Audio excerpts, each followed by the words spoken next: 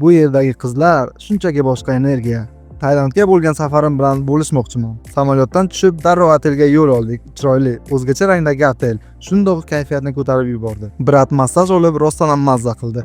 Otelning o'z game zonasi ham bor ekan. Hatto o'zimiz bilan o'zbek nonini ham olib kelganmiz. Balkondan qarasangiz vid haqida o'zingiz baho bering. Basseyn esa alohida tema. Men zalda trenirovka qilayotgan paytim, odamlar esa mazza qilib dam olayotgandi. Zerikib, shayton ko'chasiga ham kirib ko'rdim. Bu joy faxsh bilan to'lib ketgan. Brat sigareta bilan fokus ko'rsatib hammani lol qildi. Qizlar esa video olma deb o'zi teginib ketishadi. Shundan keyin faxshdan qochib otelga qaytib cho'mildim. Gap yo'q. Atmosferaga bitta like qo'ymasangiz bo'lmaydi.